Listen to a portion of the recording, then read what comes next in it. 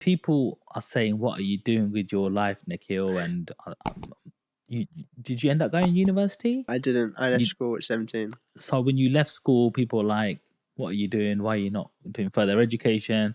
And you're basically hitting a racket around, like you're a waste of space. Like you get a lot of people, and especially Yeah, in the Asian society, they'll be looking, absolutely. going, He's not a doctor. He's not a proper, businessman. He's not, dentist.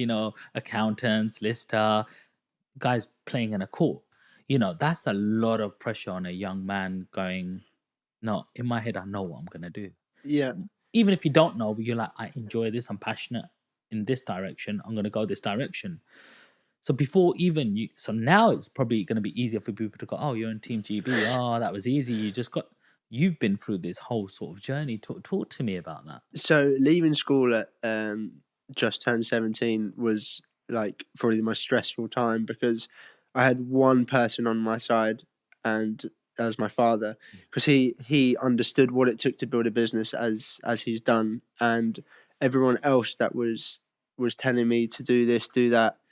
I was so stressed out. All the my family were like, I've got my really close family, my mum, my dad, of course. I haven't got any brothers, sisters.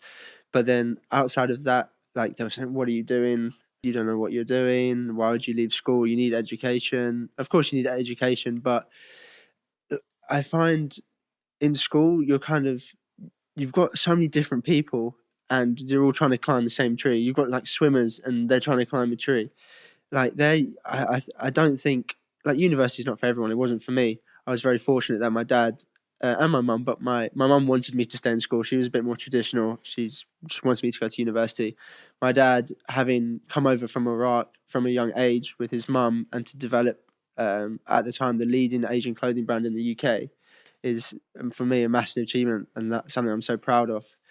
So when I had all these people telling me, "What are you doing? You don't know what you're doing. What is paddle?" And I was like, "Yeah, I'm working with my dad. I enjoy paddle. I've always played sports, been a sport fanatic, and now it's paying dividends. All those hours and hours on courts training, and now it's kind of I'm at the top of the sport in the country. So yeah, it's good. It's paid off so far. Is it an expensive sport? It depends how expensive you want it to be. So you've got all different types of price ranges. As you said, you can get a cheap racket, you can get expensive racket, but it's a bit more expensive to play. If you want to develop a court, as I said, it's £25,000. You need a club to install it for you. But to play, for example, in Spain, it costs about €4 per person to play for 90 minutes, which is a great price.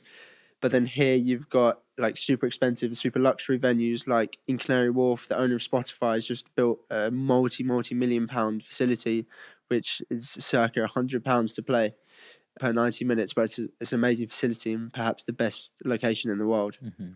But yeah, so it depends. You can make it expensive. You can play for cheap. So yeah. Yeah.